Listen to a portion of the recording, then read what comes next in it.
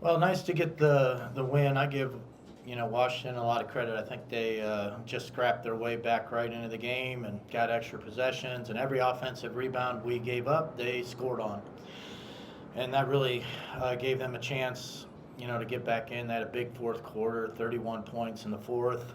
Uh, so even though offensively we got pretty good shots in the fourth, we did not guard them as well as we'd like, and we didn't rebound as well as we like. And it's one of those things. To finish these games, we're gonna have to be good at both ends for the entire game.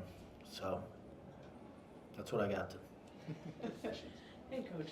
Wanted to ask you about that last play. Alicia Gray kind of goes up. Seemed like she went straight up for, to defend Brittany Sykes. What did you see from your vantage point when they called that foul? Um, I'm at a terrible angle. Like, obviously, and I'm biased, but I wasn't expecting a call, but it happened, and now we got to hope that a really good player misses at least one, and fortunately she did. Coach, Ernest Rex from MPNV Sports. Did you feel like the pace for the Mystics was a little bit different than the last time you all played them in the beginning of the game? And did their pace actually dictate anything for you all, and I know why? No, I think the Mystics are very well coached. I mean, they play hard. They're attacking. Uh, they were very deliberate in what they were trying to get accomplished and who they wanted to attack. I just think they're a really well-coached team, and after a slow start, we had it going for a little bit, but they didn't give up. They were relentless, and they were one possession away, one free throw away from putting it into overtime. Thanks, Coach. It was just 5 days ago, and you beat them by 33. What did you see from your team tonight, knowing that they were going to come back and not be embarrassed like they were the last game? Yeah, I mean, I was expecting a really close game. This is one of those human nature things where, they're professionals and really good, and, we got the best of them last time, and, they're going to come out motivated, and they were ready from the jump ball. And I didn't feel like we were ready from the jump ball. But then we got it going. But, we didn't play as well as we played up there, but when we played up there, it was one of our best games of the year, and it was probably their worst. And to expect that to happen twice in a row would have been the unusual thing.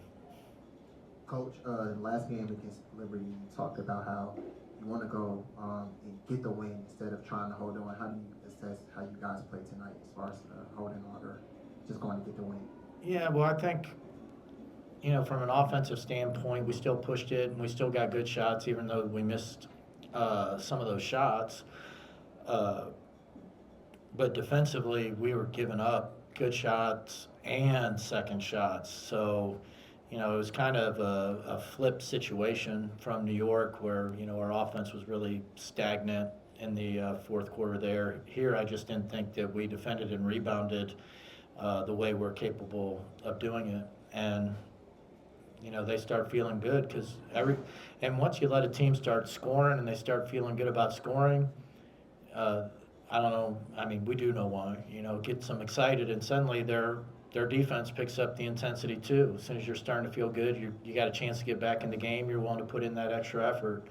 So we needed to maybe clean up some things defensively, and especially rebounding.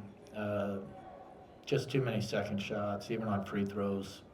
So, and they made us pay. I don't know what it was. It was like 19 points on 9 offensive rebounds, so more than 2 points an offensive rebound. I mean, that's when you give up that many second chance points, you're lucky that you're getting a W that day. Coach, with Jordan, I know when the player's coming back from injury, they're going to have ups and downs. What has it been like kind of coaching her through some of those ups and downs as she tries to work back to a little bit more consistency? Yeah, we're just, she's still getting used to playing out there and used to playing with everyone, but she does a lot of good things. She made some defensive plays for us, and, she's somebody that really can get the ball out in transition. That's why we want to keep pushing the ball. I mean, that I think really plays to her strengths.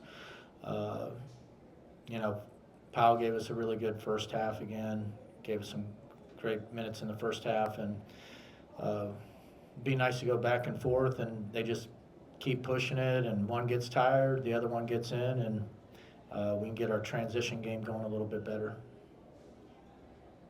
Coach, I wanted to ask you about your bench. Your bench had 26 points tonight, which I think 21 of that came in the first half. But what did you see out of the net you thought you liked? You know, Naz hit a couple threes, and she always plays really hard. Shatori knocked down a big shot for us, and she had a really good set of minutes in the first half. We already talked about Pow Pow. Her first half was really good. And then, you know, I think Nia, in kind of limited minutes, did great with her minutes tonight. She, you know, they were really trying to pressure on the perimeter, even with their bigs, and Nia just attacked the rim and really got some good shots, you know, going by their posts on the perimeter. And I thought she gave us like a really big lift in her minutes. So that was really good to see. Coach, you spoke to finishing games, and it sounds like something that I think you mentioned before. Are there any trends that you're seeing from game to game with how you guys are finishing? No, I mean, I think it's easy to see trends if something happens 2 or 3 times, and then you start to look for it. So anytime it happens, you kind of give yourself some confirmation bias. But I mean, it's been on the other side too. Like in Seattle, we came back from 17 down. You know, so it really is a game-to-game thing. There's a lot of, you know, runs in basketball no matter what. But for us, on occasion, sometimes we lose focus on what we're trying to do. And when we do that, we are susceptible to other teams coming back on us. I think that was one of the reasons when we were behind, man, we were locked in to scoring every single possession, and we had to get stops. Sometimes it just takes losing this much of the edge, and it's hard to get the game back. So, you know, I don't think this is something that's unique to us. I think every night in the W you see a game like this where somebody makes a run to come back late in the game, and that's why everybody loves coming to the games, because they're excited. But I would have liked to make this game less exciting. We're going to jump to one on Zoom. Go ahead, Michael. Real week from Insider Coach. I am going to look at a trend over the past 2 games, and that is free throw shooting. You guys are 33 of 35 over the past 2 games. How big is that free throw shooting just in close games like this to kind of decide it at the end? You talked about free throw shooting, right? Okay. Yeah. Free throw shooting was excellent today. You know, that it's one of those things, like at the end of a close game, you start to look at the free throws, and, you know, it's nice when you're on a side where you made 22 out of 24, because you know that's an above average free throw shooting day, and you literally needed every single one of them today. And so that's a little good fortune that kind of broke our way. I mean, we have really good free throw shooters, but to shoot over 91% as a team at, you know, 24 attempts, I mean, that's pretty exceptional. Thank you for your time, Thanks, Coach. Thank you, guys. It's not just about the love of the game.